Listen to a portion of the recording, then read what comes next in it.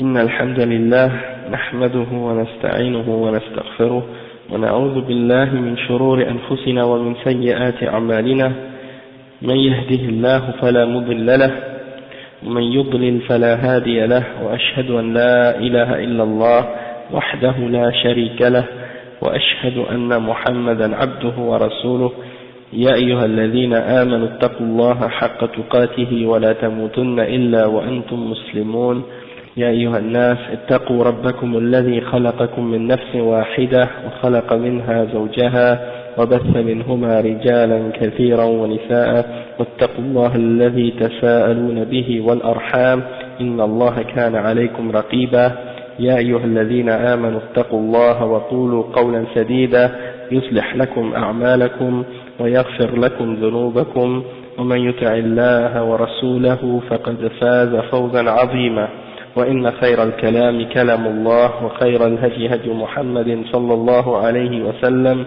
وإن شر الأمور محدثاتها وكل محدثة بدعة وكل بدعة ضلالة وكل ضلالة في النار أما بعد وعليكم السلام ورحمة الله وبركاته. Donc aujourd'hui c'est le cours numéro 7 dans Kashf al-Shubuhat, Sharh Kashf al-Shubuhat.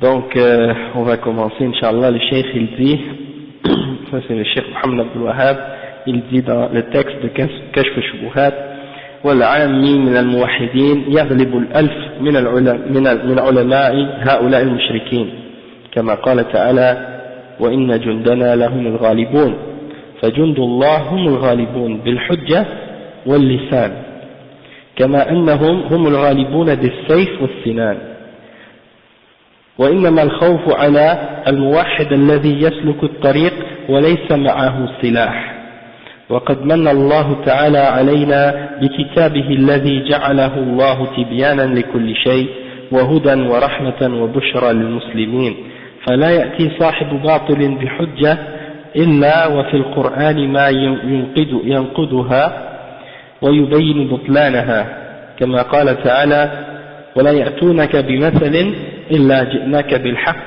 وأحسن تفسيرا وقال بعض المفسرين هذه الآية عامة في كل حجة يأتي بها أهل الباطل إلى يوم القيامة. Donc on va expliquer cette citation, qu'est-ce que le Cheikh Mohammed Abdul Wahhab explique. Il dit que le musulman ordinaire, ok, parmi les muwahhidin, c'est-à-dire celui qui a unifié Allah subhanahu wa ta'ala, qui n'a pas commis de shirk d'aucune forme, eh ben, il est capable d'écraser n'importe lequel parmi les ulama des mushrikines, même s'ils sont 1000, il est capable de les écraser, hein, alors qu'il n'est pas un savant, un musulman muwahhid ordinaire, hein, il est capable de les écraser, même s'ils sont des 1000 ulama parmi les mushrikines. Kama qala ta'ala wa inna jundana lahum al-ghalibun, comme Allah subhanahu wa ta'ala il dit dans le verset 173 dans Surat As-Saffat, notre armée c'est elle qui aura le dessus, qui a le dessus, hein. Donc l'armée d'Allah subhanahu wa ta'ala, ceux qui ont le dessus, et ils ont le dessus comment? Ils ont le dessus par la preuve, bil hujja wal lisan, hein, avec la preuve et avec la langue quand ils déclarent et quand ils montrent la vérité, quand ils parlent. Et le cheikh il dit kama annahum ghalibun bis-sayf was-sinan, et également ils sont ceux qui ont le dessus sur les ennemis avec l'épée également et avec la force, hein, lorsqu'ils combattent les ennemis sur le terrain. Après le cheikh il dit que la crainte, toutefois la crainte est uniquement sur celui qui est muwahhid, mais qui part sur le chemin sans avoir ses armes avec lui. C'est-à-dire il n'a pas l'arme du Coran et de la Sunna, il n'est pas bien armé avec les preuves du Coran et de la Sunna, il n'a pas bâti sa connaissance assez solidement, donc pour lui il y a une crainte, hein. Et le cheikh il dit que Allah subhanahu wa ta'ala il nous a fait la faveur de nous avoir envoyé son livre, et dans ce livre-là, dans le Coran, il a mis une clarification pour toute chose, hein, tibyanan li kulli shay, et une guidance, une rahma, une miséricorde et une bonne nouvelle pour les musulmans, pour les gens qui ont soumis leur âme à Allah subhanahu wa ta'ala. Et donc n'importe quelle personne qui vient avec quelque chose de batil, que ce soit les gens du mensonge ou de la fausseté, qu'ils arrivent avec une soi-disant argument pour essayer de débattre avec toi, hein. Allah subhanahu wa ta'ala, il a mis dans le Coran la preuve ou l'argument qui va le réfuter et qui va l'écraser complètement, et qui va démontrer sa fausseté. Hein? Donc ça veut dire, peu importe qu'est-ce que le mushrik va amener comme preuve, argument pour essayer de établir qu'est-ce qu'il fait comme shirk, Allah subhanahu wa ta'ala, il a amené l'argument pour l'écraser et l'a réfuté dans le Coran, comme Allah subhanahu wa ta'ala il dit dans le verset 33 dans Surat Al-Furqan, et ils vont pas venir avec une exemple, excepté que tu vas trouver, excepté qu'on va t'amener, c'est-à-dire à toi, ya Muhammad, sallallahu alayhi wa sallam, on va t'amener la vérité et une meilleure explication de cette mathal, de cet exemple ou de cet argument qu'ils vont présenter. Wa alaykum salam, le verset 33. Il y a certains parmi les mufassirin, les savants de tafsir, ils ont expliqué que ce verset-là est général, hein, pour toutes les preuves et tous les arguments que les gens de mensonges vont amener jusqu'au jugement dernier.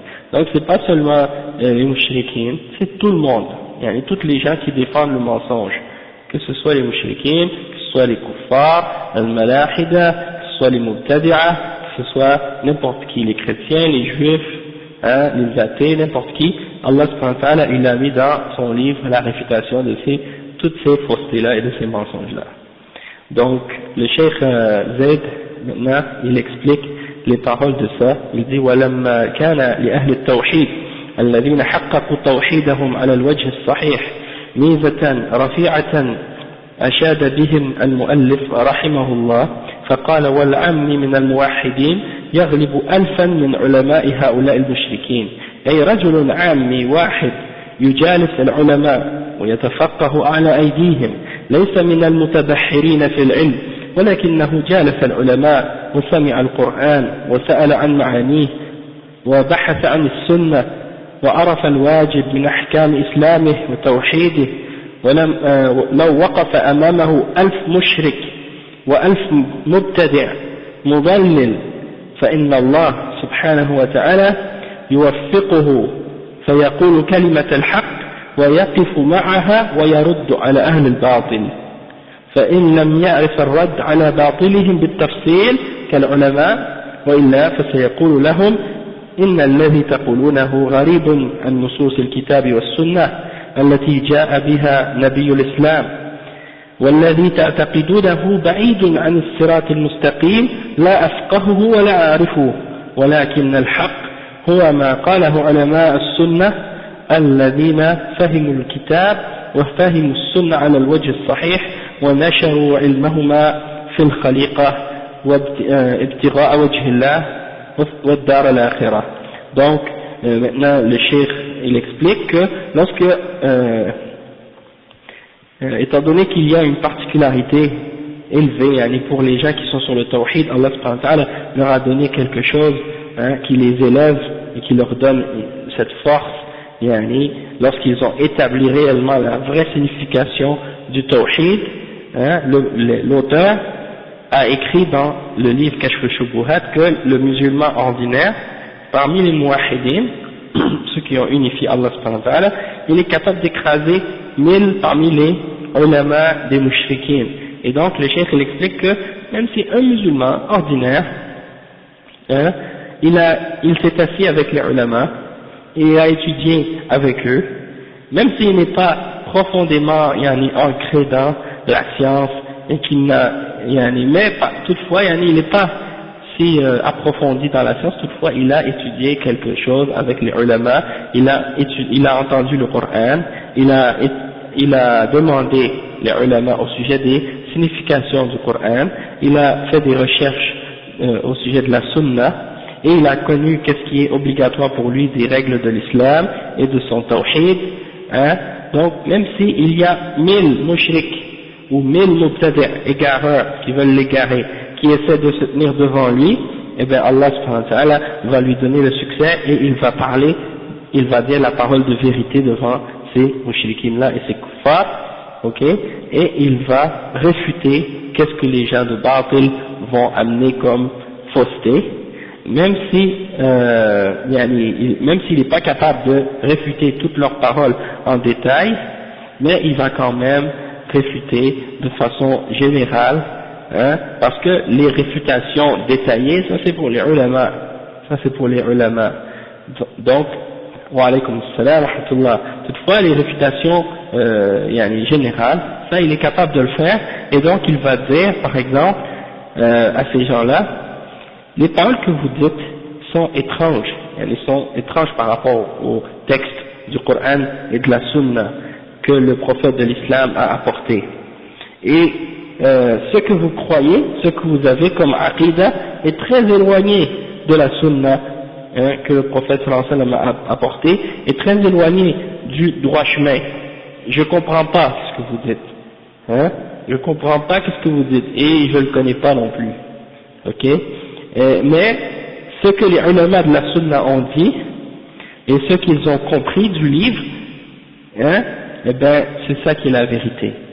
Et ceux qui ont compris le livre, le Coran, et ceux qui ont compris la Sunna d'une façon correcte et qui ont transmis et propagé leur connaissance parmi toute la création pour rechercher le visage d'Allah subhanahu wa ta'ala et l'au-delà, eh ben ceux-là c'est ceux qui ont expliqué, qui ont dit la vérité. Donc ce que vous dites, vous, en s'adressant aux gens de bid'a et aux kuffars et aux mushrikines, ce que vous dites, c'est contraire à ce que Allah a révélé. Hein? Donc le cheikh il dit, إذن فالمشركون والمبتدعون مغلوبون ومهزومون أمام الحق الذي جاء في الكتاب العزيز وأمام السنة التي جعلها الله تبارك وتعالى صراطا مستقيما وطريق هدى يهتدي بها من صدق في طلب الهدى وصدق في طلب الصراط المستقيم وهو يقول اهدنا الصراط المستقيم. Donc le cheikh il dit donc les mushrikoun, les gens qui font le shirk, et les mubtadi'ah, hein, ils sont écrasés et ils sont ils sont vaincus devant la vérité qui vient dans le livre et dans la sunna que Allah subhanahu wa ta'ala a établi comme un droit chemin pour nous qu'on doit suivre et une voie vers la guidance. Et celui qui est sincère et qui recherche réellement la guidance, eh ben lorsqu'il recherche lorsqu'il dit par exemple, il dit dans la prière Ihdina as-sirat al-mustaqim, eh bien Allah subhanahu wa ta'ala va le guider vers le droit chemin s'il est sincère, hein. يهتدي بها من صدق في طلب الهدى وصدق في طلب الصراط المستقيم وهو يقول اهدنا الصراط المستقيم. Donc ensuite le cheikh dit وأنا أذكر لك أشياء مما ذكر الله في كتابه جوابا لكلام احتج به المشركون في زماننا علينا فنقول جواب أهل الباطل من طريقين مجمل ومفصل.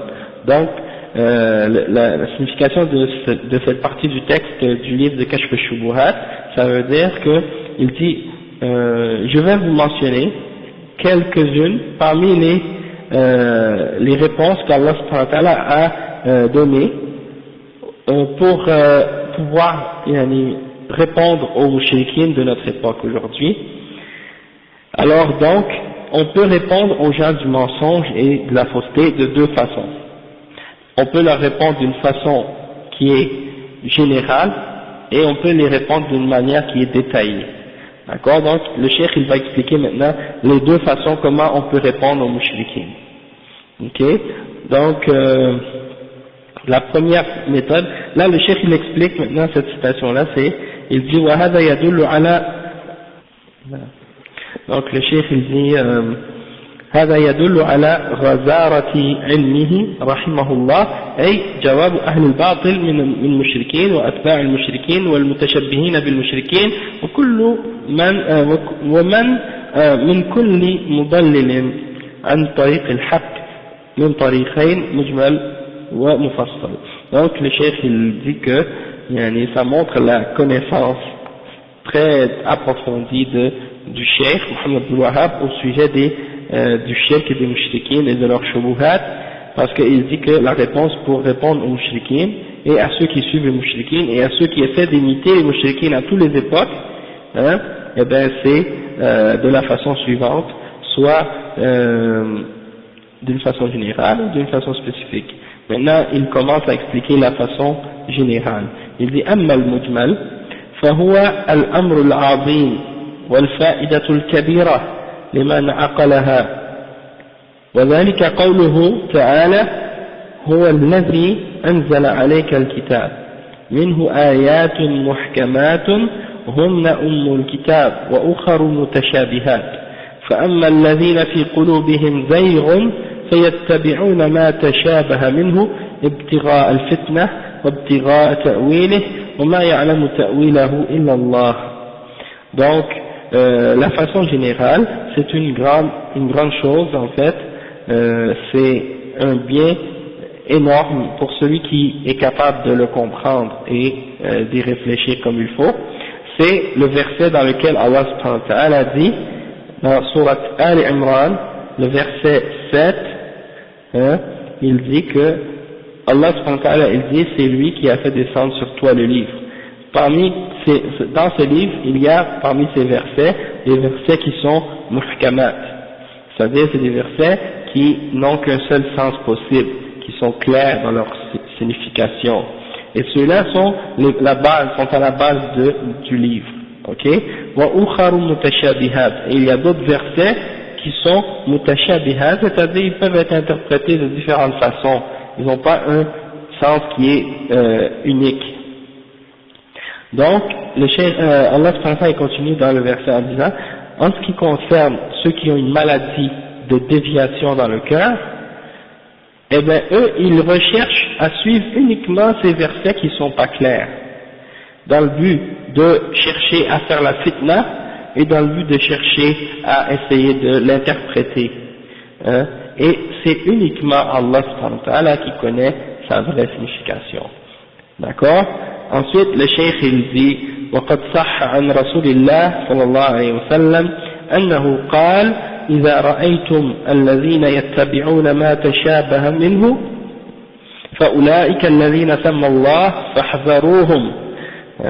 Donc, cheikh il dit donc il a été également rapporté authentiquement du prophète sallallahu alayhi wa sallam qu'il a dit, lorsque vous voyez ceux qui suivent ce qui n'est pas clair du livre, ou ce qui n'a pas été détaillé dans le livre, ou qui a plus qu'une seule signification, alors ceux-là sont les gens à propos de qui Allah a parlé dans ce verset-là. Alors prenez garde à ces gens-là, prenez garde à ces gens-là. Donc maintenant le cheikh Zayd al-Madkhali, il explique ce verset, cette partie de la citation du cheikh, et il dit en ce qui concerne فأما الطريق المجمل فهو آيات محكمات يعني واضحات المعاني بمجرد قراءتها تفهم معانيها كما قال تعالى وهو الذي أنزل عليك الكتاب منه آيات محكمات هن أم الكتاب وأخر متشابهات فأما الذين في قلوبهم زيغ فيتبعون ما تشابه منه ابتغاء الفتنة وابتغاء تأويله وما يعلم تأويله إلا الله والراسخون في العلم يقولون آمنا به كل من عند ربنا وما يتذكر إلا أولو الألباب. Donc le cheikh il dit que al-muhkamat, il dit ça c'est la façon qui est générale de répondre aux mushrikin, c'est que tu leur dis qu'il y a des versets qui sont clairs, qui n'ont pas d'autre signification possible que celui qu'on comprend en lisant le Coran. D'accord? En le lisant, tu comprends leur signification tout de suite. Et donc, ça c'est exactement ce que Allah dit dans ce verset-là. Et Allah il dit à la fin, qu'on a déjà traduit ce verset, il le mentionne encore une fois, puis il dit, il mentionne la fin du verset que le cheikh n'avait pas cité, qui dit que et nul ne connaît son explication excepté Allah, et ceux qui ont une connaissance approfondie et très bien ancrée qui sont bien ancrés dans la science, eux ils disent qu'il croit en tout, il croit en tout ça, que tout ça, ça vient d'Allah subhanahu wa ta'ala, de notre Seigneur, et c'est uniquement ceux qui possèdent la raison qui se souviennent.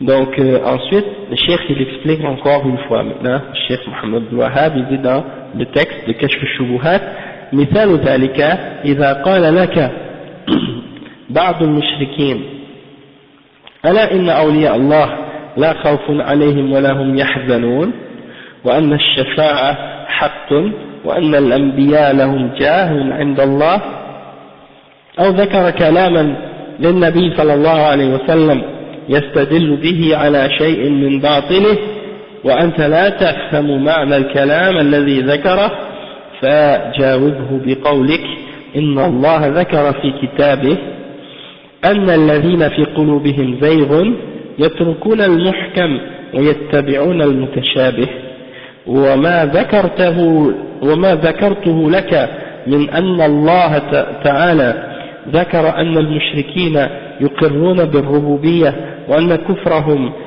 بتعلقهم على الملائكة والأنبياء والأولياء مع قولهم هؤلاء شفعاؤنا عند الله، هذا أمر محكم بين لا يقدر أحد أن يغير معناه، وما ذكرت لي أيها المشرك من القرآن أو كلام النبي صلى الله عليه وسلم لا أعرف معناه، ولكن أقطع أن كلام الله لا يتناقض، وأن كلام النبي صلى الله عليه وسلم لا يخالف كلام الله عز وجل. هذا جواب جيد سديد ولكن لا يفهمه إلا من وفقه الله تعالى، فلا تستهن به فإنه كما قال تعالى وما يلقاها إلا الذين صبروا وما يلقاها إلا ذو حظ عظيم. Donc, Cheikh il explique maintenant comment on peut réfuter les mouchriquines à partir de ce verset-là. C'est quoi cette méthode générale dont le Cheikh il parle ici? Il dit que, par exemple, on va dire qu'il y a un mouchrik qui vient pour te parler et qu'il te dit un verset dans le Coran, comme par exemple le verset 62 dans Surat Yunus. Certes, les alliés d'Allah ou les awliya d'Allah, ils n'ont sur eux aucune crainte, ni ne seront-ils attristés. Donc ils vont pas avoir de crainte et ils ne vont pas être attristés. Donc il te mentionne des versets comme ça, pour te 62, pour te montrer l'importance des alliés d'Allah, des gens qui sont pieux et qui craignent Allah, et qui croient en Allah. Et il te dit que la shafa'a, c'est-à-dire l'intercession, c'est véridique, c'est haqq, on doit croire en l'intercession, shafa'a. Et il te dit que les prophètes, ils ont un statut très élevé auprès d'Allah, ils ont un jah, statut. Quand on dit statut, pas une statue, c'est-à-dire un niveau, un degré important, c'est ce qu'on veut dire par le mot jah. Quand on dit un statut, c'est pas la même chose qu'une statue. Un statut c'est comme un niveau, un degré important. Après il dit, et il mentionne, ce mushrik, il mentionne des paroles du prophète sallallahu alayhi wa sallam, par lesquelles il essaie de supporter ses mensonges et sa fausseté. Et donc, toi tu comprends pas nécessairement qu'est-ce qu'il veut dire par cette parole. Ok? Donc tu lui réponds en disant ceci. Tu dis, Allah subhanahu wa ta'ala a mentionné dans son livre que les gens qui ont une déviation dans leur cœur, ils laissent tomber les versets du Coran qui sont clairs et ils suivent ce qui est mutashabih, c'est-à-dire ce qui n'est pas clair. Et toi, ce que tu me mentionnes et ce que tu me dis,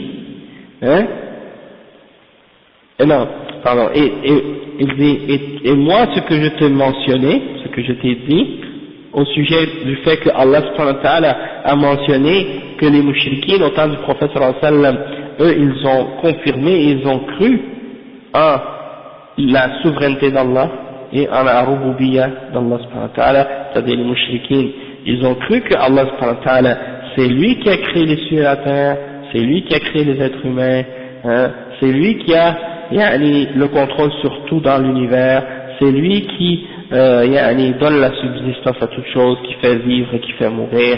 Donc on t'a mentionné que c'est Allah seul qui fait ça et que les mouchriquins, au temps du prophète sallallahu alayhi wa sallam, ils croyaient en ça et le confirmaient.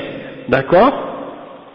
Donc, également, Allah subhanahu wa ta'ala, il a mentionné dans le Coran que leur kufr, le kufr des mouchriquins, c'était également du fait qu'ils s'accrochaient aux anges, et ils s'accrochaient aux prophètes, et ils s'accrochaient aux hommes pieux et aux awliya, en disant que ceux-là sont des intercesseurs pour nous. Haoula shufa'a'una 'inda Allah. Et donc, ça, le chef dit ça, c'est une chose qui est muhkam, qui est claire, qui ne peut pas être interprétée d'une autre façon. C'est impossible pour quelqu'un d'essayer d'interpréter ça autrement que dans ce sens-là, parce que c'est clair dans le Coran. Personne ne peut changer sa signification. Donc, toi, le mushrik,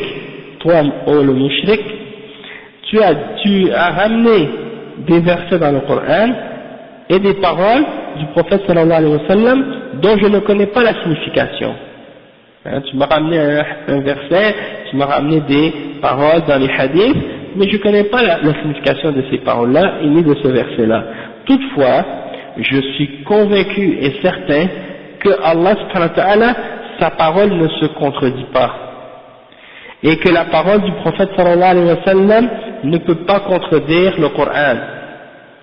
Alors, c'est ça la façon des ulama, comment ils prennent le Coran. Quand il y a des mutashabihat, quand il y a des choses qui ne sont pas claires, eh bien, ils le prennent, ils le ramènent aux autres textes qui sont muhkamat.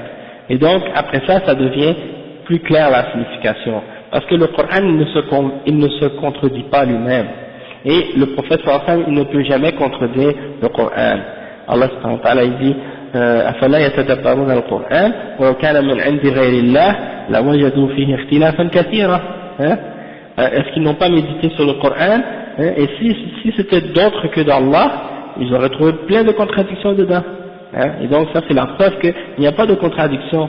Et donc ça prouve que si tu lis quelque chose qui te dit qu'est-ce que les mouchriquins faisaient au temps du prophète sallallahu alayhi wa sallam, ils disaient oui il y a un créateur, il y a un seul maître et tout, et les mouchriquins ils prenaient des intercesseurs entre eux et Allah, parmi les anges, parmi les saints, parmi les autres, et ils disaient que c'était les shufara, et ils ne croyaient pas que c'était les créateurs de l'univers. Donc ça veut dire que c'est une preuve claire, tu ne peux pas l'interpréter autrement. Donc soit tu reconnais que tu te contredis, tu contredis le Coran, soit que tu dis que Allah s'est contredit, et ça c'est kufr. Tu ne veux pas dire ça. Donc il dit le chef que ça c'est une réponse très droite, très correcte. Si tu expliques ça aux mouchriks, mais c'est pas tout le monde qui sont capables de le comprendre, c'est seulement ceux à qui Allah a donné le succès, at-tawfiq. Et il ne faut pas que tu dénigres ou que tu sous-estimes cette méthode ou cette réponse, parce qu'elle est puissante. Et le cheikh il dit que, il mentionne le verset 35 dans Surat Fussilat, il dit c'est uniquement ceux qui sont patients, qui sont endurants, qui vont arriver à atteindre ça, et c'est uniquement ceux qui ont reçu une grande part de la part d'Allah subhanahu wa ta'ala. D'accord? Maintenant le Cheikh Zayd il explique un peu plus en détail ce passage-là, et il dit وهكذا تجد من يعدل عن السنة إلى البدعة فإنه متشبث بآيات في القرآن فيها اشتباه ومعانيها غير واضحة لكل أحد لا يعرف معناها إلا الراسخون في العلم، فحينما يأتي صاحب هوى ويقول قال الله كذا وقال كذا أو لماذا أمر بكذا وعليكم السلام ورحمة الله ولماذا لم يأمر بكذا ولماذا خلق إبليس ولماذا هذه كلها شبه شيطانية يتلقاها شياطين الإنس عن شياطين الجن أو عن مثلهم.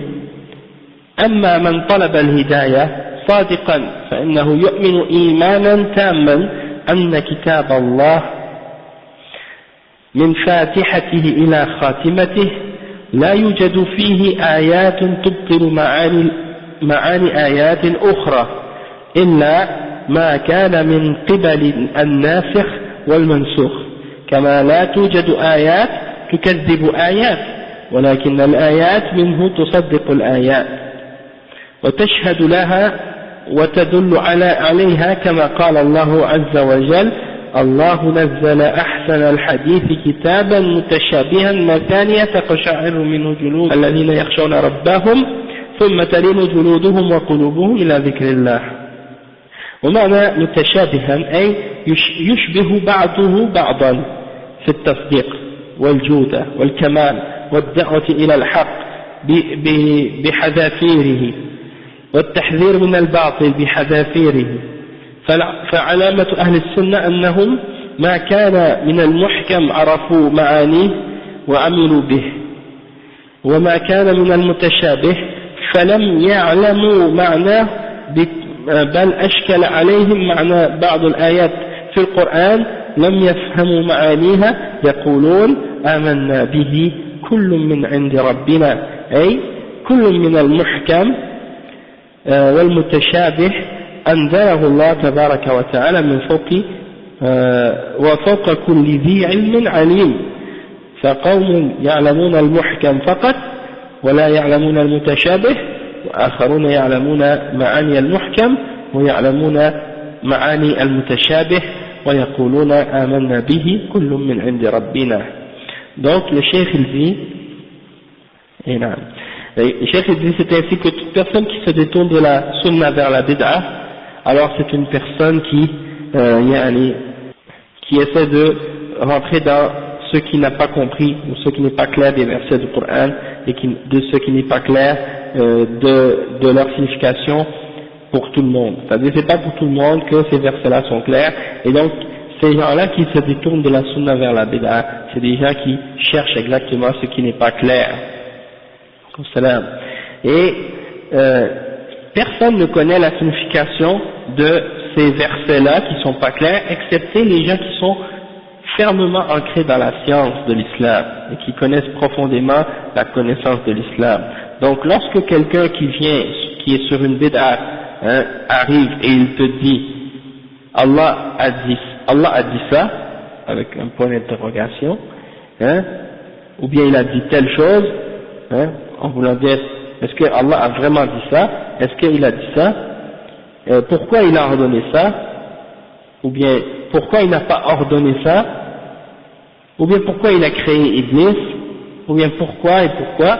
Il dit toutes ces questions-là et toutes ces choses-là sont des shubuhat du shaitan, que le shaitan parmi les hommes ont reçu de la part des diables parmi les djinns, ou bien parmi les hommes entre eux, ils s'échangent entre eux ces shubuhat. Toutefois, celui qui recherche la guidance sincèrement du fond de son cœur, alors lui, il va croire complètement et d'une foi ferme en tout ce qui est dans le Coran, de la Fatiha jusqu'à la fin. Et il ne va pas trouver dans le Coran, parce que dans le Coran, il n'y a pas de versets qui se contredisent. Tu ne vas pas trouver un verset qui annule ou qui vient contredire la signification de d'autres versets. Et tu ne vas pas trouver des versets qui démentent les significations de d'autres versets, excepté si c'est quelque chose qui a rapport avec al-nasikh wal-mansukh, c'est-à-dire des versets qui sont abrogés par d'autres versets. Ça, dans ce cas-là, oui, tu peux trouver des abrogations, mais tu ne vas pas trouver des versets qui se contredisent les uns les autres. Il dit que ça, c'est prouvé par le verset dans Surat Az-Zumar, wa alaykum salam wa rahmatullahi wa barakatuh, le verset 23, dans Surat Az-Zumar, le cheikh il dit que Allah subhanahu wa ta'ala a fait descendre la meilleure parole, un livre dont les versets se ressemblent les uns les autres, et qui se supportent, et lorsque les gens qui craignent leur Seigneur entendent ces versets, leur peau a تقشعر جلودهم. C'est comme s'ils ont la chair de poule. Quand ils entendent les versets, ça leur donne des frissons. Et leur cœur s'apaise par la suite, et leur peau et leur cœur s'apaisent par la suite au rappel d'Allah subhanahu wa ta'ala. Ensuite, le cheikh il explique ce verset-là en disant que mutashabihan, ça veut dire que c'est des versets qui se ressemblent les uns les autres, dans le sens qu'ils se ressemblent parce qu'ils se confirment les uns les autres dans la beauté, dans la perfection, et dans le fait qu'ils appellent à la vérité, ils se réunissent tous dans le fait qu'ils appellent tous à la vérité et qu'ils avertissent tous contre le mensonge. Donc le cheikh il dit qu'un des signes parmi les signes de Ahl Sunnah, des gens qui sont sur la Sunnah, c'est que c'est des gens que s'ils connaissent la signification d'un verset, lorsque le verset est clair, ils agissent en accord avec sa signification, ils l'appliquent. Mais ceux qui ne le connaissent pas, si c'est des versets qui ne sont pas clairs, ne connaissent pas leur signification, et que ça leur cause un problème dans la compréhension, dans la compréhension de certains parmi les versets, ah bon, eh bien dans ce cas-là, qu'est-ce qu'ils font, Ahl Sunnah? Ils disent Amanna bihi kullum min indi rabbina. On a cru en ces versets-là, et tout ça, ça vient d'Allah. Ça vient tout en entier d'Allah subhanahu wa ta'ala. Donc, que ce soit des versets clairs ou des versets pas clairs, ils viennent tous d'Allah. Donc, on y croit en tout. Et on dit que tout ça, ça vient d'Allah. Et le cheikh, il dit qu'au-dessus de toute personne qui a une connaissance, eh bien, il y a un autre qui connaît plus que lui. Et c'est Allah subhanahu wa ta'ala qui est au-dessus de toutes les créatures, dans sa connaissance et dans sa grandeur, etc. Donc, le cheikh ensuite il dit فَقَوْمٌ يَعْلَمُونَ الْمُحْكَمْ فَقَطْ. Il y a des gens qui connaissent seulement al-muhkam, qu'est-ce qui est clair dans les versets, et il y a d'autres gens qui connaissent le muhkam et le mutashabih. Donc il y a des gens qui connaissent uniquement les versets qui sont muhkam, et ils connaissent pas le mutashabih, des choses qui sont pas claires, ils les connaissent pas, mais il y a d'autres, et ça c'est les ulama, qui sont très ancrés dans la science de l'islam, eux ils connaissent le muhkam, et ils connaissent la signification également du mutashabih. Et ils disent, on croit en tout ça ça vient de la part d'Allah. Donc ça c'est la méthode, disons, générale, ou bien, comment ça veut dire, mujmal, c'est-à-dire une façon plus globale pour essayer de répondre à cette shubha de la part des mushrikines qui appellent les gens au shirk, soit d'invoquer les awliya et de les appeler au secours lorsqu'il y a un malheur ou une détresse, ou bien d'aller à leur tombe et de les invoquer, de leur demander du support et des choses comme ça, ou bien de l'aide, ou bien des biens quelconques dans la dunya, ou une protection contre un mal ou quelque chose comme ça. Donc si quelqu'un t'appelle à ces choses-là au nom de l'islam et qu'il essaie de justifier ça par des versets dans le Coran ou par des hadiths, donc il ne connaît pas la signification et donc il n'est pas certain de l'authenticité ou autre chose, eh bien tu lui réponds avec cette méthode-là. Tu lui expliques que le shirk des mouchriquines au temps du prophète sallallahu alayhi wa sallam, qu'est-ce que c'était? C'était justement de faire ça, de prendre des intermédiaires entre eux et Allah, et de dire que ce sont juste des shufa'a, etc., ou bien des wasa'it, et puis que c'est ça qui en réalité est déclaré comme étant un shirk dans le Coran, et que eux, ces gens-là qui faisaient ça, ils ne disaient pas que ces idoles-là créaient des choses ou bien avaient le contrôle de l'univers, ils disaient uniquement que ce sont des choses pour les rapprocher à Allah. Et donc, ça c'est clair dans ce sens-là, c'est des versets qui sont clairs, c'est des choses qui sont claires, ça fait partie des muhkamat. Quelqu'un ne peut pas le changer, quelqu'un ne peut pas changer la signification de ça, et quelqu'un ne peut pas le nier. Toutefois, les autres versets et les autres trucs que la personne mentionne, ça c'est des choses qui sont mutashabih, sont pas claires, tu sais pas leur signification facilement. Donc, dans ce cas-là, tu leur réponds de cette façon-là. Tu dis le Coran il ne se contredit pas, et le prophète sallallahu alayhi wa sallam il ne contredit pas le Coran. Donc, soit que toi tu es dans la contradiction, ou bien soit que tu dois admettre que qu'est-ce qui est dans le Coran, c'est en opposition avec ce que tu fais. et tu dois cesser de faire qu'est-ce que tu fais et revenir à la vérité. Donc le cheikh il dit maintenant, Cheikh Mohammed ibn Abdul Wahhab, il dit dans le texte de Kashf al-Shubuhat au sujet maintenant de la deuxième méthode pour répondre aux mushrikin, c'est la méthode détaillée. Ok? Il dit أما الجواب المفصل فإن أعداء الله لهم اعتراضات كثيرة على دين الرسل يصدون بها الناس عنه، منها قولهم نحن لا نشرك بالله بل نشهد أن لا يخلق ولا يرزق ولا ينفع ولا يضر إلا الله وحده لا شريك له، وأن محمدا لا يملك أن محمدا صلى الله عليه وسلم لا يملك لنفسه نفعا ولا ضرا فضلا عن عبد القادر أو غيره، ولكن أنا مذنب والصالحون لهم جاه عند الله وأطلب من الله بهم فجاوبه بما تقدم، وهو أن الذين قاتلهم رسول الله صلى الله عليه وسلم مقرون بما ذكرت ومقرون أن أوثانهم لا تدبر شيئا وإنما أرادوا الجاه والشفاعة، واقرأ عليه ما ذكر الله في كتابه ووضحه. Donc le cheikh il dit maintenant pour répondre maintenant d'une façon détaillée, il dit les gens, les ennemis d'Allah subhanahu wa ta'ala, ils ont beaucoup d'oppositions et d'arguments pour essayer de contredire la religion des messagers. Alors ils essaient par ces arguments-là de bloquer les gens et d'obstruer le chemin d'Allah subhanahu wa ta'ala. Donc parmi leurs arguments, c'est qu'ils disent par exemple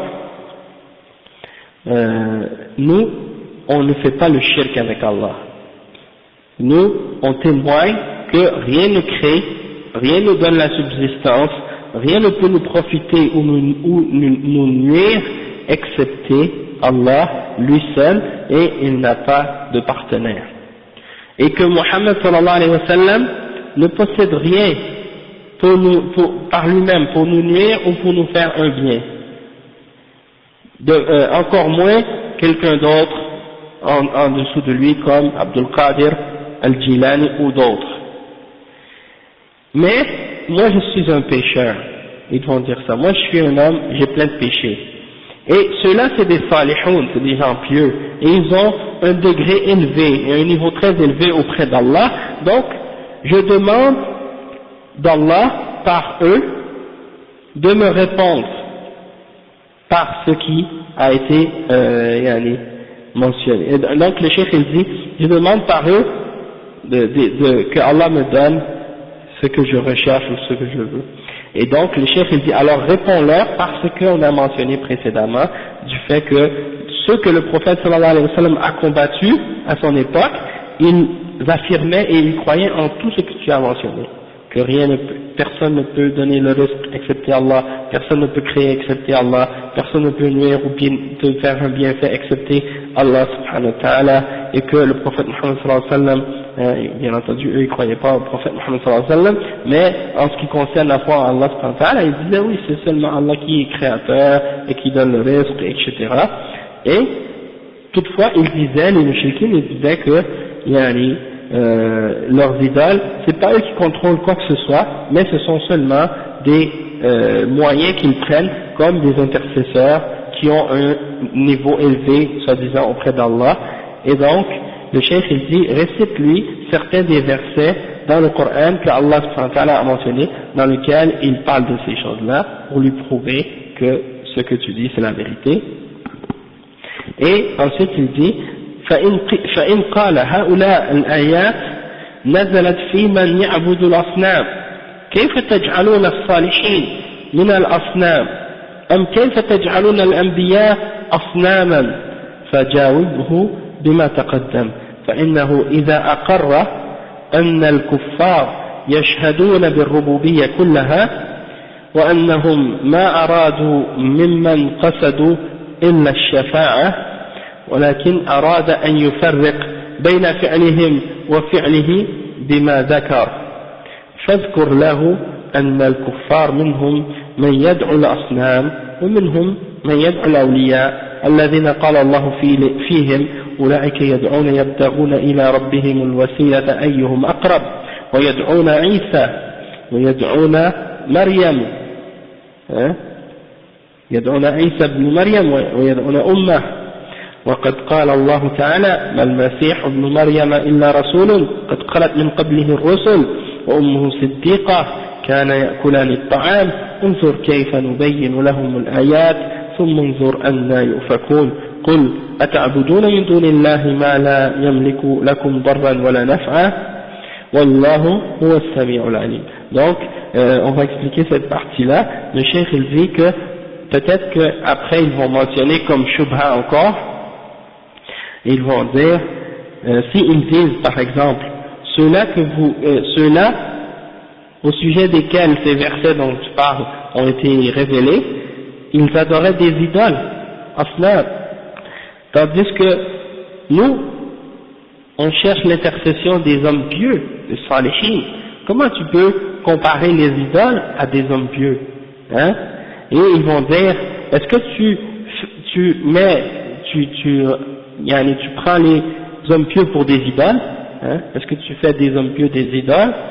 Alors le cheikh il dit, réponds-lui par ce que tu as déjà dit, par ce que tu as mentionné tout à l'heure à propos des mushrikines qui témoignent du tawhid al-rububiyyah, et tu leur dis que ces mushrikines-là et ces kuffars-là, ils témoignaient de ça, que tout ça, ça appartient à Allah, et qu'ils ne voulaient uniquement l'intercession. Toutefois, le cheikh il dit, tu veux donc, et eux, les mushrikines, qui donnent cette shubha de la distinction entre les idoles et les awliya, et les hommes qui sont pieux, as-salihun, maintenant tu dois leur expliquer qu'il n'y a pas de distinction réelle entre les idoles et les salihun qu'ils adorent, parce qu'à la base, c'est ça que les mushrikoun adoraient, c'était des hommes pieux aussi, ces idoles-là à la base. Ok? Et donc le cheikh il dit que tu dois leur mentionner que ces kuffars, parmi eux, il y en a qui adorent des idoles, asnam, et il y en a d'autres aussi parmi eux qui adorent des hommes pieux, des awliya, comme Allah subhanahu wa ta'ala, il dit à leur sujet, au sujet des mushrikines, ceux-là, ulaika, alladhina yad'un, ceux que les mushrikines invoquent, eh ben, ils cherchent eux-mêmes un moyen pour se rapprocher à Allah subhanahu wa ta'ala. Hein? Et ils souhaitent eux aussi se rapprocher et ils essaient de savoir entre eux lequel d'entre eux est plus proche d'Allah subhanahu wa ta'ala. Donc ça veut dire, si par exemple les chrétiens ils invoquent et ils appellent Isa ibn Maryam, eh ben lui, Isa ibn Maryam lui-même, il invoque Allah subhanahu wa ta'ala, hein, et il cherche à se rapprocher à Allah subhanahu wa ta'ala, hein. Donc ça veut dire que, qu'est-ce que vous faites, c'est contradictoire et c'est absurde, parce que vous invoquez celui qui lui-même invoque Allah subhanahu wa ta'ala. Donc au lieu de l'invoquer, faites comme lui et invoquez Allah vous aussi, hein, et passez pas par un intermédiaire. Et ça c'est le verset 85 dans Surat Al-Isra, et ils invoquent également Isa, et ils invoquent Maryam, ils invoquent la mère de Isa, hein. Donc Allah subhanahu wa ta'ala il dit à ce sujet-là dans le Coran, dans Surat Al-Ma'ida, le verset 85 et 86, hein, que Al-Masih, le Messie, Ibn Maryam, le fils de Marie, Isa, il n'était qu'un messager. Et avant lui, il y avait eu d'autres messagers aussi. Et sa mère est une femme véridique. Et tous les deux, ils mangeaient de la nourriture. Yarhamukallah. Donc, Isa et sa mère, Maryam, et bien tous les deux, ils mangeaient de la nourriture. Hein? Et Allah subhanahu wa ta'ala, il nous donne cet exemple-là pour nous montrer que, que ce sont des créatures, hein, et qui ont des besoins, qui ont besoin de se nourrir. Et toute personne qui mange quelque chose, ou qui fait entrer quelque chose dans sa bouche, eh bien il faut que ça sorte quelque part. Hein? Et donc, quelqu'un qui a cet attribut-là, il ne peut pas être un Dieu, il ne mérite pas d'être adoré. Donc ça c'est un argument que Allah subhanahu wa ta'ala a montré pour réfuter les chrétiens qui invoquent autre que Allah subhanahu wa ta'ala. Et après il dit, Allah subhanahu wa ta'ala dit, Unzur kayfa nubayyin lahum al-ayat. Regarde comment on leur clarifie les versets. Et ensuite, regarde encore comment ils se détournent. Puis, ensuite, Allah subhanahu wa ta'ala, il dit dans le même verset, il dit, dit ô Muhammad à ces mouchriquines, est-ce que vous adorez en dehors d'Allah ce qui ne possède ni le pouvoir de vous nuire, ni le pouvoir de vous profiter en quoi que ce soit, et certes, Allah subhanahu wa ta'ala est l'omniscient et l'omniscient, c'est-à-dire celui qui entend tout et qui sait tout. Et ça c'est le verset 75 et 76 dans Surat al-Ma'idah. Okay? Donc ça c'est des versets que tu peux mentionner qui montrent que les mouchriquins ils adoraient pas seulement des idoles, hein, ils adoraient aussi des hommes parmi les salihin, et ça aussi ça fait partie du shirk. Et il dit وَاذْكُرْ لَهُ قَوْلَهُ تَعَالَى وَيَوْمَ يَحْشُرُهُمْ جَمِيعًا ثُمَّ يَقُولُ لِلْمَلَائِكَةِ أَهَؤُلَاءِ إِيَّاكُمْ كَانُوا يَعْبُدُونَ قَالُوا سُبْحَانَكَ أَنْتَ وَلِيُّنَا مِنْ دُونِهِمْ بَلْ كَانُوا يَعْبُدُونَ الْجِنَّ أَكْثَرُهُمْ بِهِمْ مُؤْمِنُونَ. Donc le cheikh il mentionne un autre verset qui est le verset 40 et 41 dans Surat Saba, et ce verset là il dit quoi? Et le jour où on va les rassembler tous, hein, et on va demander aux anges, est-ce que c'était pas vous que ces gens-là adoraient, hein? Est-ce que c'était pas vous, hein? يقول للملائكة أهؤلاء إياكم كانوا يعبدون. Est-ce que c'est pas vous que ces gens-là adoraient? Ils s'adressent aux anges, et là les anges répondent قالوا سبحانك أنت ولينا من دونهم, hein? Ils vont répondre gloire à toi, yani, toi tu es notre protecteur en dehors d'eux, hein? بل كانوا يعبدون الجن, eux ils adoraient les djinns, hein? Et la plupart d'entre eux ils croyaient aux djinns, hein? Donc ils s'adressaient leur prière et leur dua aux djinns. وقوله تعالى وإذ قال الله يا عيسى ابن مريم وإذ قال الله يا عيسى ابن مريم أأنت قلت للناس اتخذوني وأمي إلهين من دون الله قال سبحانك ما يكون لي أن أقول ما ليس لي بحق إن كنت قلته فقد علمته تعلم ما في نفسي ولا أعلم ما في نفسك إنك أنت علام الغيوب.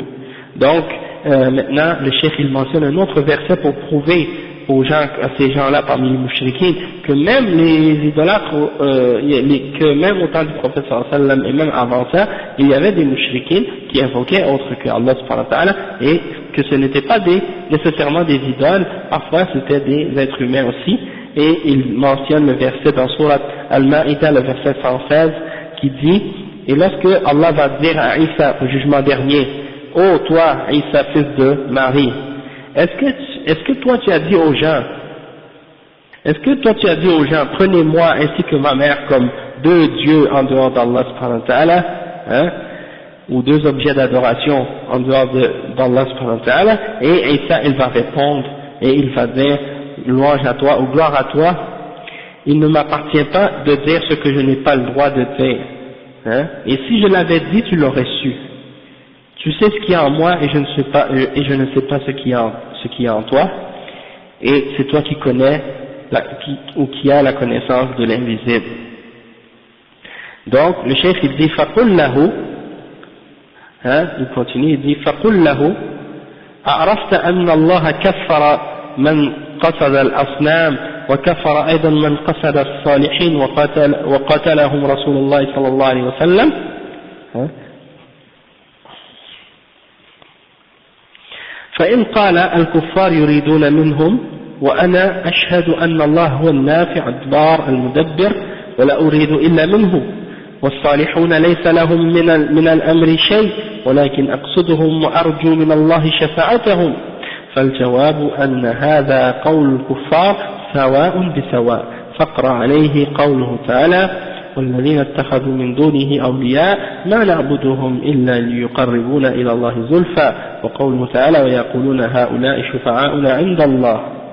Donc le cheikh il dit donc demande-lui maintenant au mushrik, après lui avoir mentionné tous ces versets, demande-lui, est-ce que maintenant tu es d'accord et que tu acceptes que Allah a déclaré comme étant kuffar ceux qui ont voulu adorer les idoles, et de même qu'il a déclaré kuffar aussi ceux qui ont voulu adorer les salihin et les invoquer, et que le prophète sallallahu alayhi wa sallam a combattu les deux, hein? Et là s'il répond, non, les kuffars, eux, ils s'adressaient à eux directement et ils cherchaient eux, ils les cherchaient directement, tandis que moi je témoigne que c'est Allah qui fait le bien et qui m'amène du bien et qui peut me nuire ou me faire un bienfait, et c'est lui qui contrôle tout et je ne veux que de lui uniquement. Mais les pieux, les salihun, hein, eux ils ne possèdent rien, hein, ils ne possèdent pas le commandement ou la décision de quoi que ce soit. Toutefois je veux uniquement et je souhaite et j'espère uniquement de la part d'Allah subhanahu wa ta'ala leur intercession.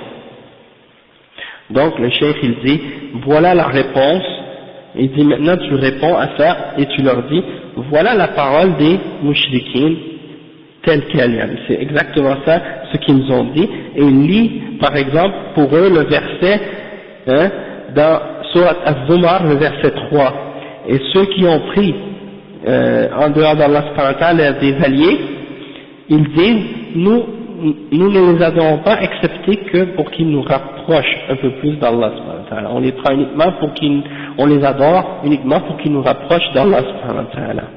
Et il mentionne un autre verset également, Surat Yunus, le verset 18, وَيَقُولُونَ هَؤُلَاءِ شُفَعَاؤُنَا عِنْدَ اللَّهِ.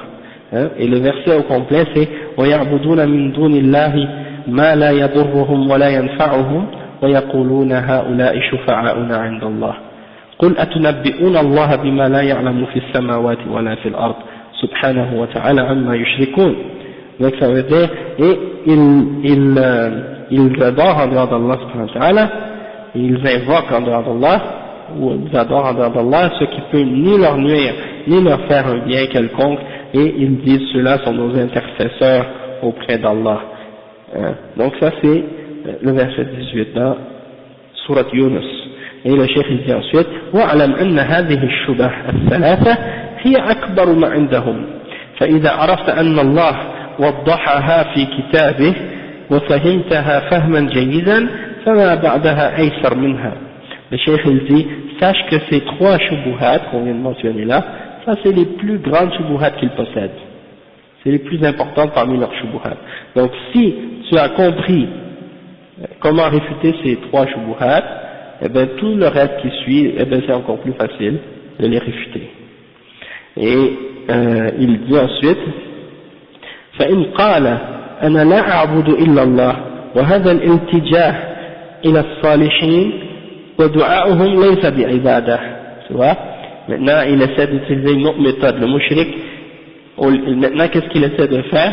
Il essaie de dire ok d'accord, mais qu'est-ce que je fais moi, hein?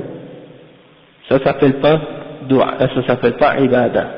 Je me tourne vers les hommes pieux et je les invoque, hein? Mais ça c'est pas une adoration. Okay? Il essaie de nier le fait que ça rentre dans l'adoration que d'invoquer un parmi les walis ou les awliya. Hein? Et donc le cheikh il répond et il dit فَقُلْ لَهُ, parce que des fois il y en a qui disent ça, ils disent comme quand il y a un malheur ou il y a quelque chose, il y a un Tijani, il y a Abdul Qadir, hein? C'est vrai, il cherche l'aide. Il dit mais je sais que c'est Allah seul qui peut me profiter ou me faire du mal, ou me nuire ou me profiter. Personne en dehors d'Allah peut me profiter ou me nuire. Et Abdul Qadir al-Jilani il ne peut pas me profiter, il ne peut pas me nuire. Et Ahmed Tijan ne peut pas me profiter ou me nuire. Sauf que je fais juste prendre un intermédiaire où j'appelle au secours. Hein? Et ça c'est contradictoire parce que s'il ne peut pas te profiter et il ne peut pas te nuire, mais pourquoi tu l'appelles? Pourquoi tu l'invoques? Hein?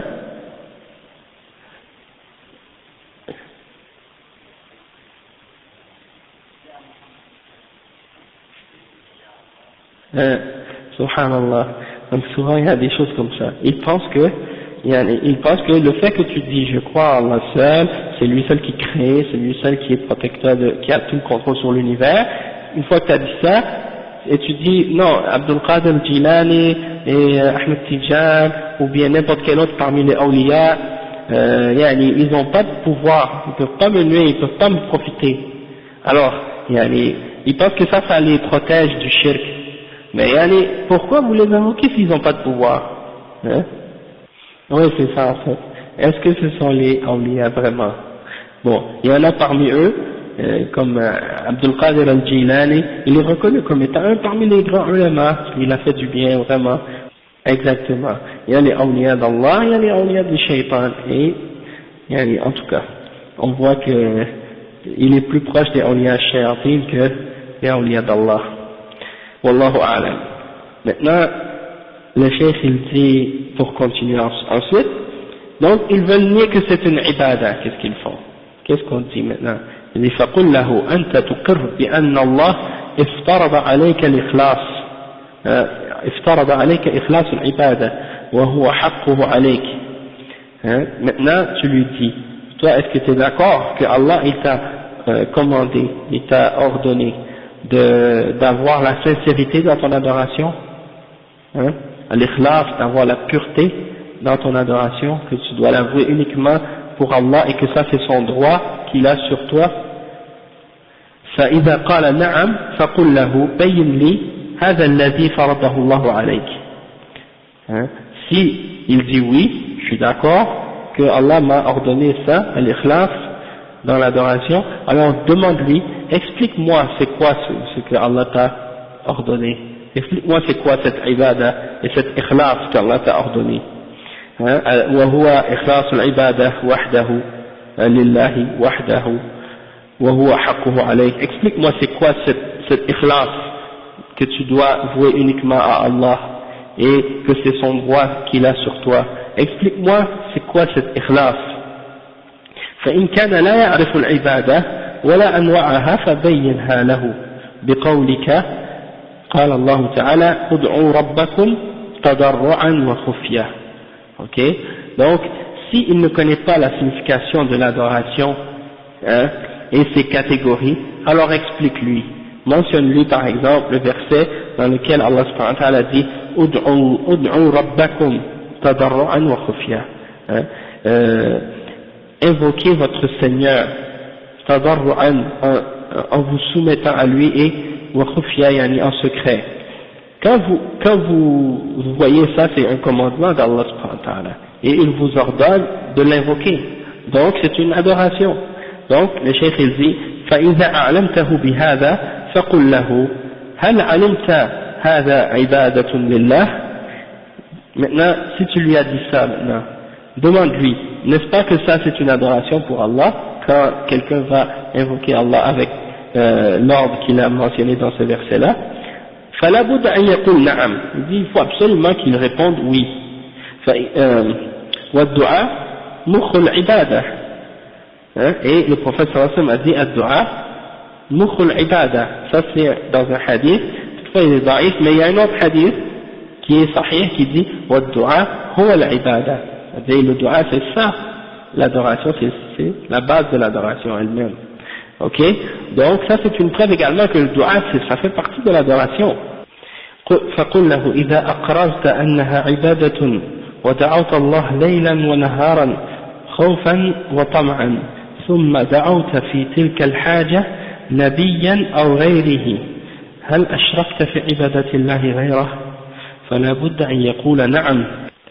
Oui, c'est ça. Donc maintenant tu lui dis à ce mushrik, si tu es d'accord que c'est une adoration le dua maintenant, puis que tu invoques Allah subhanahu wa ta'ala jour et nuit avec crainte pour son châtiment et avec espoir en sa récompense et en sa miséricorde, puis par la suite tu invoques et que tu appelles dans ce besoin-là que tu as un prophète ou autre, est-ce que tu as associé avec Allah dans cette adoration autre que lui, autre qu'Allah?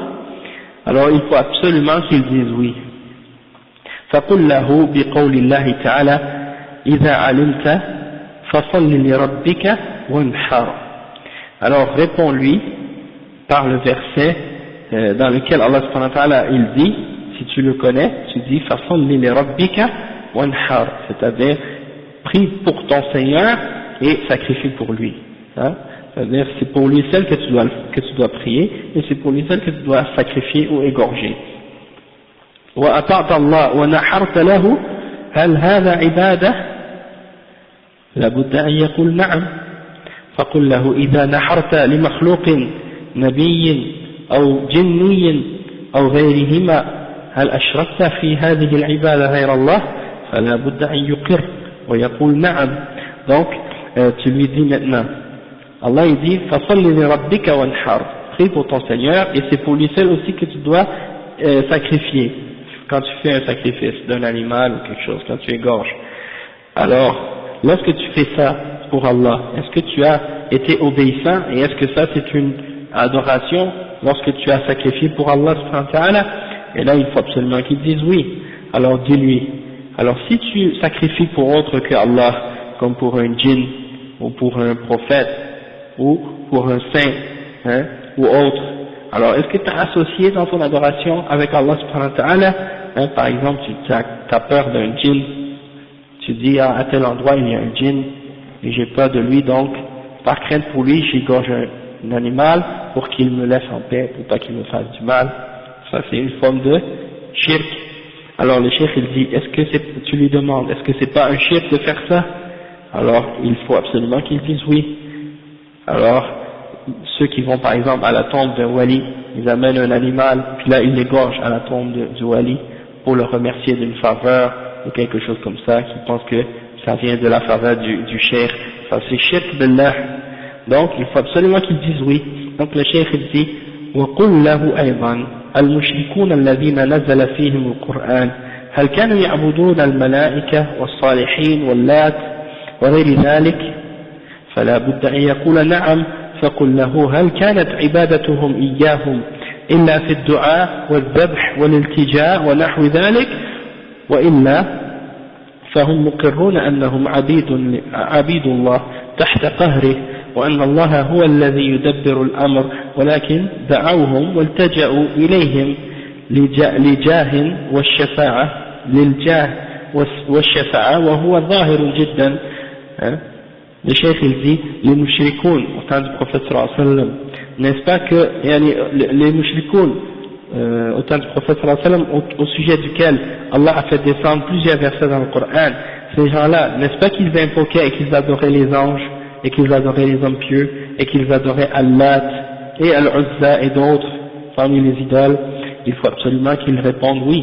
Alors le cheikh il dit, alors si c'est ça, dis-lui, alors si c'est ça le cas, hein, est-ce que leur adoration était par autre chose que par le dua, par les sacrifices et par le fait qu'ils se tournaient vers elles, vers ces idoles, hein, et se dirigeaient vers elles, et n'est-ce pas que ils étaient conscients et qu'ils témoignaient qu'ils étaient tous des serviteurs d'Allah et qu'ils étaient tous sous l'emprise et le pouvoir d'Allah subhanahu wa ta'ala et que c'est Allah subhanahu wa ta'ala qui avait le contrôle de toutes choses, mais ils se tournaient vers ces idoles et vers ces hommes pieux dans le but d'avoir une intercession à cause de leur statut et de leur degré élevé auprès d'Allah subhanahu wa ta'ala. Le cheikh il dit ça, c'est une chose qui est très claire et très apparente. Donc le cheikh il dit فإن قال أتنكر شفاعة رسول الله صلى الله عليه وسلم وتبرأ منها فقل لا أنكرها ولا أتبرأ منها بل هو صلى الله عليه وسلم الشافع المشفع وأرجو شفاعته ولكن الشفاعة كلها لله كما قال تعالى قل لله الشفاعة جميعا. Donc le cheikh il dit, si la personne te répond, parce qu'ils disent souvent cet argument-là, les gens de Bid'a et les Mushrikines, ils disent, ah mais vous croyez pas en la shafa'a du prophète Muhammad sallallahu alayhi wa sallam, hein? Donc tu lui dis, il te dit, est-ce que toi tu nies la shafa'a, l'intercession que le prophète sallallahu alayhi wa sallam a, hein, et tu te désavoues de cette intercession? Alors tu lui réponds, tu dis non, je ne nie pas cette intercession et je ne m'en désavoue pas. Et je dis que oui, le prophète sallallahu alayhi wa sallam, c'est lui qui va intercéder, et c'est à lui que Allah va donner l'intercession, et j'espère en son intercession. Toutefois, l'intercession tout entière appartient à Allah subhanahu wa ta'ala, lui seul, et Allah subhanahu wa ta'ala, il dit dans Surat Az-Zumar, le verset 44, قُلْ لِلَّهِ الشَّفَاعَةُ جَمِيعًا, dit c'est à Allah que toute l'intercession appartient, et c'est à Allah seul que toute l'intercession en entier appartient. Après le chef dit وَلَا تَكُنْ إِلَّا مِنَ اللَّهِ وَلَا تَكُنْ إِلَّا مِنْ بَعْدِ إِذْنِ اللَّهِ. Cette intercession-là, elle ne peut pas être acceptée après la permission d'Allah subhanahu wa ta'ala. كما قال تعالى من ذا الذي يشفع عنده إلا بإذنه. Qui peut intercéder auprès de lui excepté après sa permission. Ok? Donc c'est pas comme une intercession quand tu dis un homme qui intercède pour une autre personne dans cette dunya. Toi tu as besoin de l'intercession de quelqu'un pour rentrer quelque part ou pour aller voir quelqu'un d'important. La personne va intercéder sans la permission de la personne. Elle va aller lui demander son intercession. Mais personne ne peut intercéder auprès d'Allah excepté par sa permission. Ça c'est dans Ayatul Kursi. Et le cheikh il dit وَلَا يَشْفَعُ فِي أَحَدٍ إِلَّا مِنْ بَعْدِ أَنْ يَأْذَنَ اللَّهُ فِيهِ كما قال تعالى وهو لا يرضى إلا التوحيد كما قال تعالى. Oui, donc il dit وَلَا يَشْفَعُ فِي أَحَدٍ إِلَّا بَعْدَ أَنْ يَأْذَنَ اللَّهُ فِيهِ كما قال تعالى كما قال عز وجل ولا يشفعون إلا لمن ارتضى وهو لا يرضى إلا التوحيد كما قال تعالى ومن يبتغي غير الإسلام دينا فلن يقبل منه. Donc il dit maintenant le cheikh que personne, le prophète sallallahu alayhi wa sallam ne pourra pas intercéder pour personne excepté après que Allah aura donné la permission au sujet de l'intercession de cette personne-là. C'est-à-dire le prophète sallallahu alayhi wa sallam ne peut pas intercéder pour n'importe qui. Il peut uniquement intercéder pour la personne que Allah a agréée. Et il mentionne le verset 28 dans Suratul Anbiya, et ce verset-là ça dit et ils ne peuvent intercéder que pour celui que Allah a agréé. Illa liman irtada.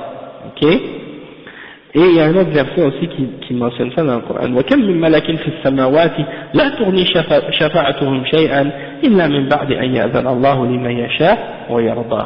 Donc combien d'anges dans les cieux, leur intercession ne pourront te servir en rien excepté après que Allah ait donné sa permission pour celui qu'il a voulu et qu'il a agréé. Donc c'est tout ça les conditions pour que l'intercession soit acceptée d'une personne. D'accord? Donc ensuite il dit et Allah il n'accepte pas et il ne va pas agréer personne excepté quelqu'un qui a le tawhid. Comme Allah subhanahu wa ta'ala il dit dans le verset 85 dans Surat Al-Imran, et quiconque recherche autre que l'islam comme religion, elle ne sera pas acceptée de lui. فإذا كانت الشفاعة كلها لله ولا تكون إلا من بعد إذنه ولا يشفع النبي صلى الله عليه وسلم ولا غيره في أحد حتى يأذن الله فيه ولا يأذن الله تعالى إلا لأهل التوحيد تبين لك أن الشفاعة كلها لله وأبطلها وأطلبها منه فأقول اللهم لا تحرمني شفاعته اللهم شفعه في وأمثال هذا. فإن قال النبي صلى الله عليه وسلم أعطي الشفاعة وأنا أطلبه منه فالجواب. Donc on va expliquer ça, après on va continuer.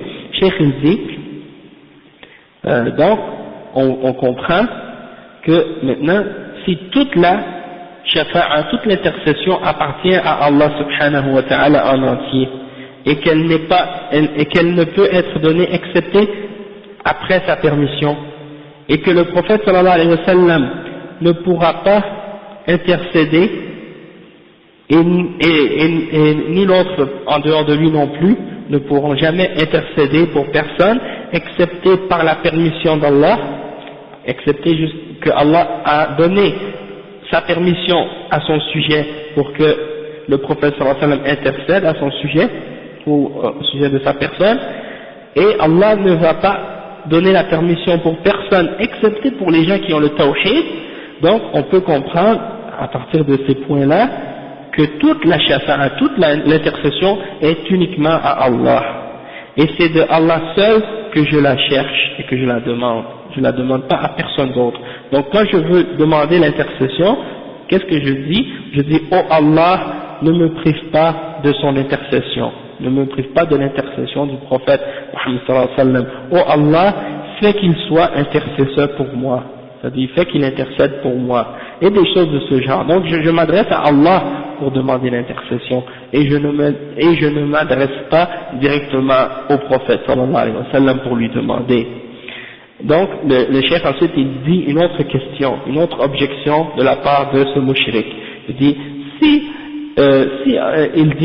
le prophète sallallahu alayhi wa sallam, Allah lui a déjà donné la shafa'a.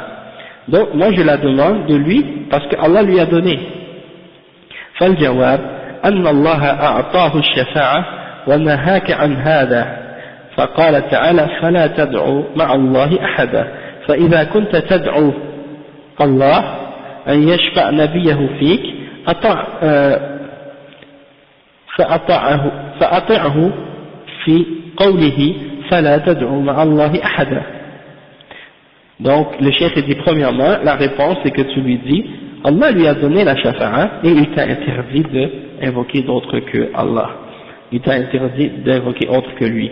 Donc, et Allah dit dans le verset 18 dans Suratul Jinn, et n'invoquez personne avec Allah.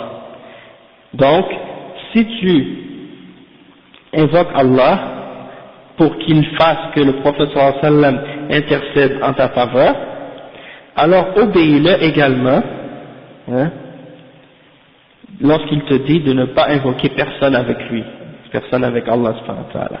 Et il dit wa aidan fa inna ash-shafa'a a'taha ghayra an-nabi sallallahu alayhi wa sallam. Allah subhanahu wa ta'ala il va donner l'intercession non seulement au prophète sallallahu alayhi wa sallam, mais il va donner à d'autres que le prophète sallallahu alayhi wa sallam. Fa sahha anna al-mala'ika yashfa'un wal awliya yashfa'un والأفراد يشفعون. Donc il y a d'autres qui vont intercéder, et non seulement le prophète Muhammad sallallahu alayhi wa sallam, mais les anges vont intercéder également. Al-Afrad, c'est les enfants qui sont nés avant l'âge de la puberté. Wal-Awliya yashfa'un, les saints, les gens qui sont rapprochés d'Allah, qui sont mu'minin, ils vont aussi avoir une intercession. Ataqul inna Allah a'tahum ash-shafa'a fa'atlubuha minhum. Est-ce que tu dis aussi à leur sujet, Allah leur a donné l'intercession et je vais leur demander à eux aussi? Ça c'est pas permis. Là tu es tombé dans le shirk. Il dit comment, là il explique, maintenant il faudrait expliquer en détail, mais on n'a pas le temps. Donc on va s'arrêter ici, puis on va expliquer les détails la semaine prochaine, Inch'Allah. Donc on va s'arrêter ici, Inch'Allah. Subhanakallah wa bihamdik, ashhadu an la ilaha illa anta, astaghfiruka wa atubu ilayk. تبارك إن شاء الله.